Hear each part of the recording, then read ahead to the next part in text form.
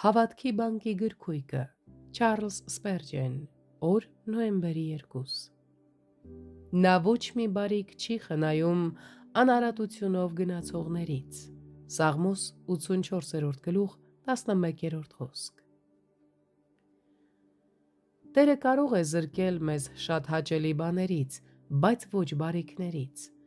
Նա է ճշմարիտ դատավորը և լավագույնս գիտի, թե ինչն է լավ մեզ համար։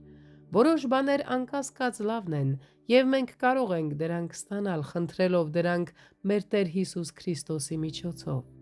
Սրբությունը բարի է, և նա ազատորեն կգործադրի այն մեր մեջ։ Նա ուրախությամբ կշնորհի մեզ հաղթանակ չարհակումների, դժվար բնավորության և վնասակար սովորությունների նկատմամբ։ Մենք ոչ մի դեպքում զուրկ չենք մնա այդ շնորհներից։ Նա շնորհում է լիակատար վստահություն, նրա հետ սերտ հաղորդակցություն, ամեն ճշմարտության հասանելիություն և համարձակություն շնորհի գահի առջև։ Եթե մենք չունենք այս բաները, դա դրանք ընդունելու հավատքի պակասի պատճառով է,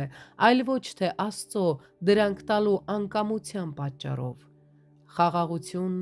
երկնային հոգեվիճակ, մեծ համբերություն և ջերմեռանդ սեր, այս ամենը նա տալիս է սրբերին, անարատությունով ընթացողներին։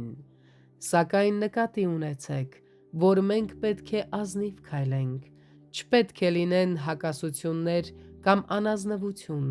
կեղծավորություն կամ խաբեություն։ Եթե մենք անազնիվ գործենք, Աստված չի կարող մեզ բարիքներ շնորհել, քանի որ դա կլինի մեղքի խրախուսում։ Ազնվության ճանապարհը դեպի երկնային հարստություն տանող ճանապարհն է, հարստություն այնքան մեծ, որ ներառում է ամեն բարիքներ։ Ինչ հրաշալի խոստում կարող ենք խնդրել աղոթքով և ծնկի իջնել։